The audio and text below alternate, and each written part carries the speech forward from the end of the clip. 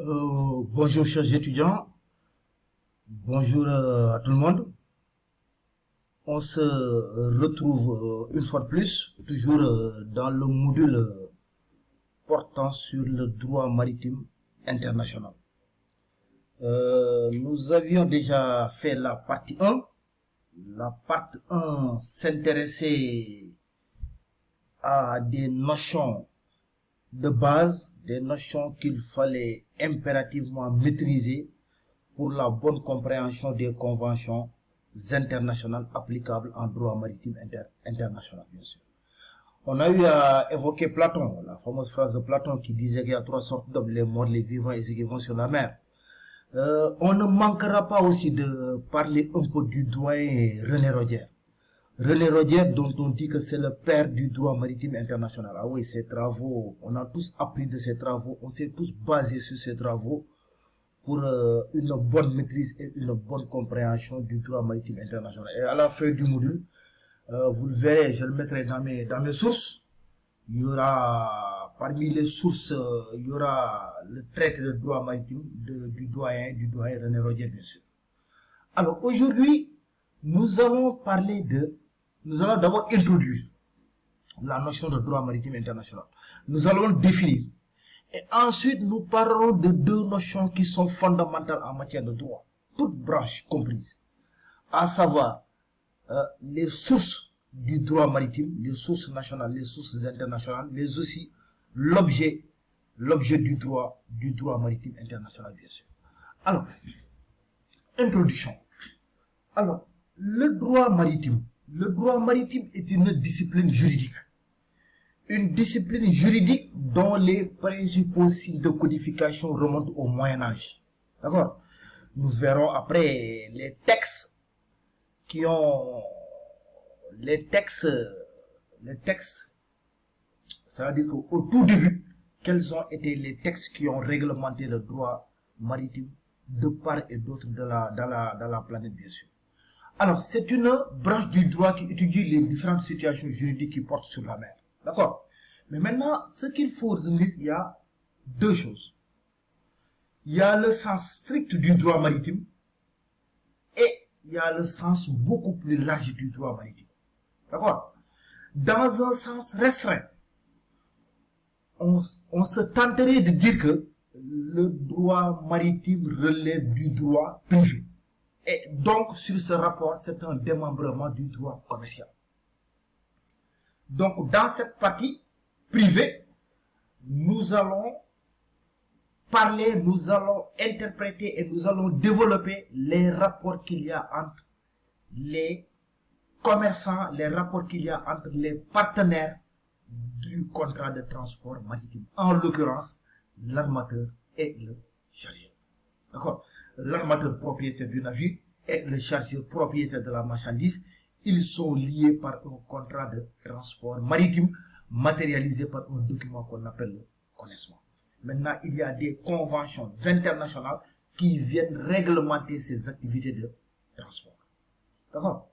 Alors, dans un sens beaucoup plus large, il y a aussi la partie droit public.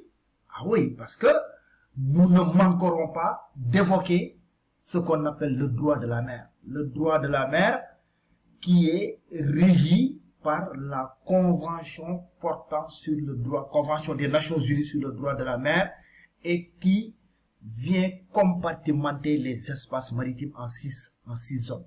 D'accord? On a l'habitude de l'appeler UNCLOS en anglais ou CNUDM en français.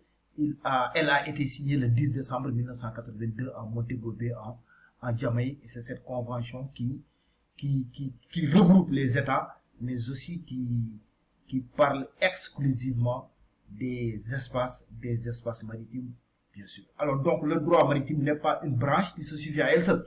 Elle relève à la fois du droit public, mais aussi du droit privé, bien sûr. D'accord? Alors, le droit maritime, il est internationaliste, parce que le transport revêt toujours un caractère international. C'est ça qui nous intéresse d'ailleurs. C'est un secteur où il y a beaucoup de conventions, mais aussi ce qui pose un problème de source, bien sûr.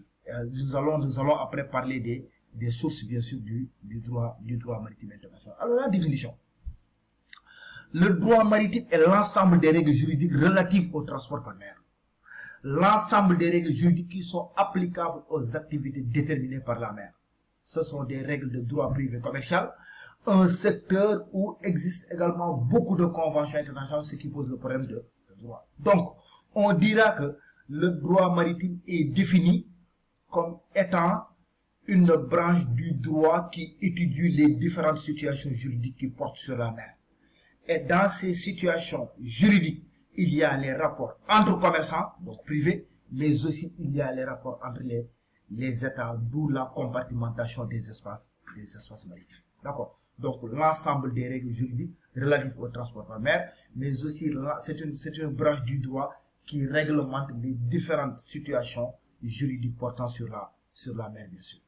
Alors, les sources du droit maritime. Alors, on a deux sources. Nous avons les sources nationales et nous avons les sources internationales. Mais aussi, nous avons les sources intergouvernementales et les sources non gouvernementales.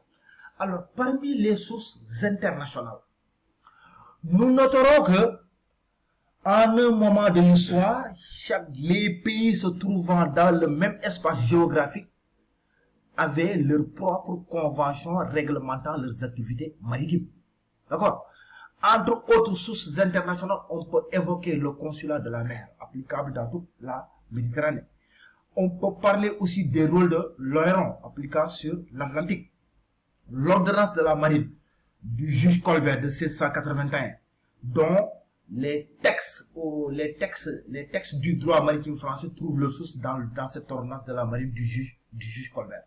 Aux États-Unis, aussi, ils avaient leur propre texte qu'ils appelaient le Hatt Act, bien sûr. Alors, mais maintenant, pour ce qui est des Nations Unies, elles ont élaboré plusieurs textes, d'accord? Entre autres, on a l'OMI, qui est l'Organisation Maritime Internationale. Cette organisation-là a publié des textes comme la Convention SOLAS, International Convention for the Safety of Life at Sea, Convention internationale pour la sauvegarde de la vie humaine en mer.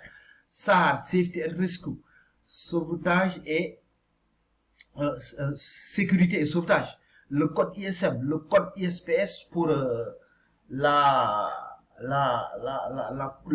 code de sûreté internationale portant sur les navires et les installations portuaires, dont on développera plus tard quand nous parlons de la sûreté maritime et de la piraterie maritime. Nous avons aussi, parlant toujours des Nations Unies, la CNUTC, Commission des Nations Unies pour le droit commercial international. D'accord? Nous n'oublierons pas la jurisprudence, mais aussi la doctrine, la jurisprudence qui est l'ensemble des décisions rendues par les tribunaux. La doctrine qui sont des pensées de certains auteurs. Et là, nous n'oublions pas de parler du doyen Roger, on l'a évoqué tout à l'heure, le professeur Philippe Delbecq, le doyen Rippert, hein, etc., etc. La CNUTC, Conférence des Nations Unies pour le commerce et le développement, qui a été à l'origine de la Convention de Hambourg du 31 mars 1978, bien sûr. D'accord? Alors, toujours dans les sources internationales, à côté de l'ONU, maintenant nous avons les sources non gouvernementales. Et là, nous avons le CNI, Comité Maritime International, qui ont été à l'origine des règles d'York et d'Anvers de 1890 et de 1950, avec une dernière modification à Vancouver qui date du 1er juin 2004 et qui vient, bien sûr, régler ce qu'on appelle l'affaire des décisions prises par le capitaine de sacrifier certaines marchandises pour en sauver d'autres, s'il est menacé s'il y a un danger qui menace à la fois le navire et la cargaison, bien sûr. N'oublions pas aussi la Convention de Bruxelles de 1910 sur l'assistance et l'abordage maritime, bien sûr. Maintenant, concernant les sources nationales, alors vous savez qu'on est pays francophone, et la plupart des pays francophones, le texte dérive des textes français. En France, le droit maritime français, au départ, la plupart des textes trouvaient leur origine dans l'ordonnance de la marine, dans le code de commerce français qui date de 1807. Mais de nos jours, la plupart des textes du droit maritime français se trouvent dans les lois des années 1966 jusqu'à 1969. Il y a une importante loi du 18 juin 1966 portant sur l'affrètement et le transport maritime. N'oublions pas aussi la loi du 3 janvier 1967. Alors, au Sénégal, Au Sénégal, les transports maritimes sont réglementés par la loi numéro 22/2002 du 16 août 2002, portant code de la marine marchande. Alors, ce code réglemente le transport maritime sur l'axe Dakar-Ziguinchor et sur l'axe Dakar-Gorée, LMDZ et LMDG. Maintenant, lorsque la responsabilité du transporteur maritime est engagée au Sénégal, le code nous renvoie à la convention internationale que le Sénégal a signée et ratifiée, bien sûr. D'accord?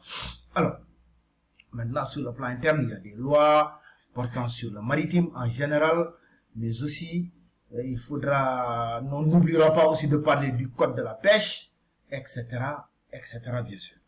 Alors, l'objet du droit maritime. Alors, on revient sur les deux branches.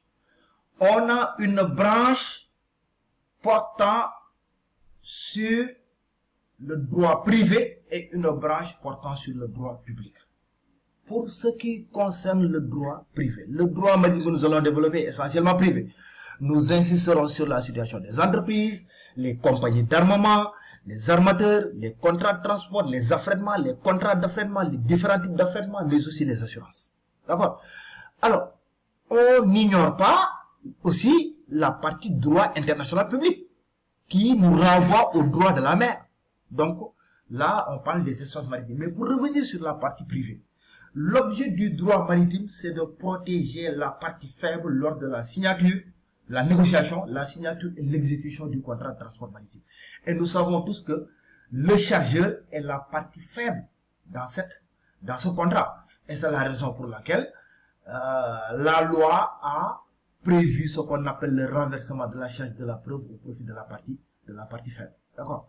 Maintenant, pour la partie droit international public, l'objet du droit de la mer est de compartimenter et de réglementer et de préciser aux États où est-ce que leur territoire maritime démarre et où est-ce que leur territoire maritime doit s'arrêter, pour éviter les conflits liés aux espaces maritimes entre les États, bien sûr.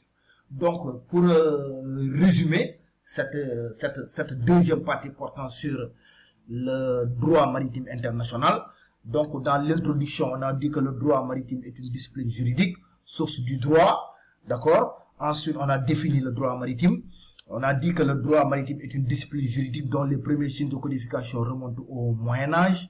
Le droit maritime, c'est l'ensemble des règles juridiques applicables dans les activités déterminées par la mer. Ensuite, nous avons parlé des sources. Il y a des sources nationales, mais aussi il y a des sources internationales. Parmi les sources internationales, il y a des sources, les conventions qui ont été signées par les Nations Unies, mais aussi il y a les conventions qui sont non gouvernementales. Entre autres, on a cité la CNUSED, on a cité la CNUTSI, on a cité le Comité maritime international, sans oublier des conventions, la convention SOLAS, sans oublier aussi le code ISPS, bien sûr. Alors, donc cette partie reprenait juste l'introduction, mais aussi la définition, ainsi que les sources nationales et les sources internationales. On a terminé cette partie par l'objet du droit maritime. Je reviens sur les deux parties. Le droit maritime que nous avons développé est essentiellement privé. Nous insisterons sur les contrats de transport, les contrats d'affrètement et notamment la responsabilité du transporteur maritime. À savoir, lorsque la responsabilité du transporteur maritime est engagée, qu'est-ce qui va se passer? D'accord? Nous savons tous que dans un contrat de transport maritime, il y a une partie puissante qui est l'armateur et il y a une partie faible qui est le chargeur. D'accord? Donc l'objet du droit maritime est de protéger la partie faible lors de la négociation, la signature, mais aussi de l'exécution du contrat de transport maritime, bien sûr. Maintenant, dans la branche droit international public, là-bas on parle du droit de la mer. Le droit de la mer, c'est la partie qui s'intéresse aux différents compartiments, aux différents espaces maritimes des États. D'accord? C'est cette partie qui viendra compartimenter les espaces maritimes en 6 zones que nous allons développer plus tard. Entre autres zones, nous retiendrons les eaux intérieures, la mer territoriale, la zone contiguë, le plateau continental, la zone économique exclusive et enfin la haute mer, bien sûr. Donc on se retrouve très bientôt pour la troisième partie. Maintenant là, on va entrer dans l'étude des conventions internationales. Je vous remercie et à très bientôt. Merci.